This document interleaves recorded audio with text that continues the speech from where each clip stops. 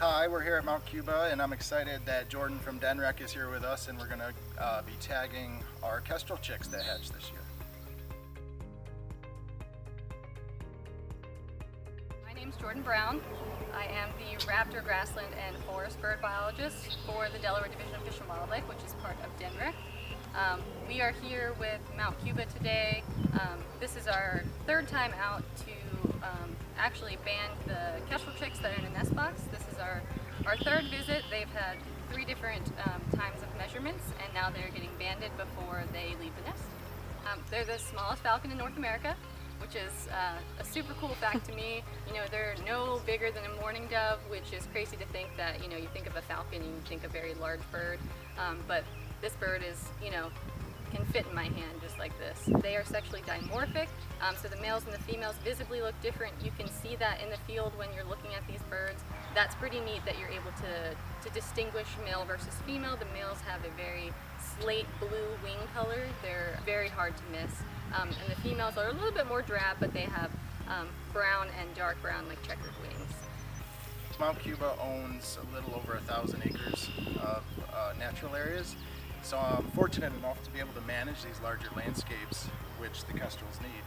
The big reasons we're able to support kestrels is because the size of the habitat we're able to support, combined with our the timing of our management.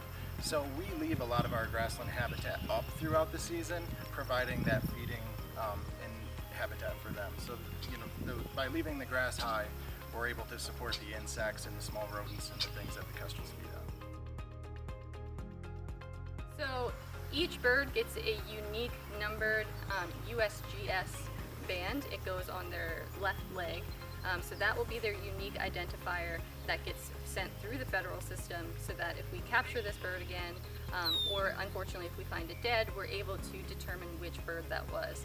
We additionally also have large yellow colored bands which go on the right side, and that is more so for field identification. People with binoculars and scopes, you'll be able to see those numbers. It's a 3-digit number from the field, and they can actually report that through the same system, USGS, and it will come back to our program.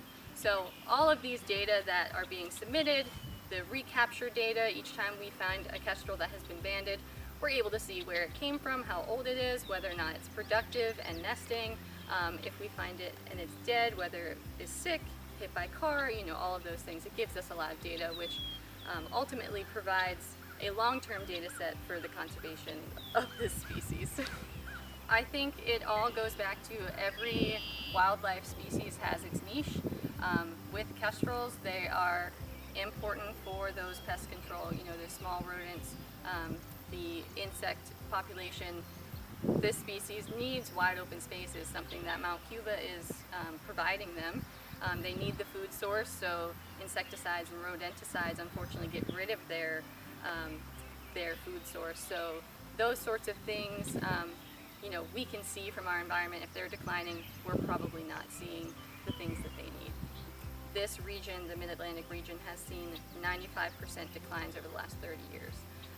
So it is very important, the work that we're doing and the work that Mount Cuba is contributing to this project.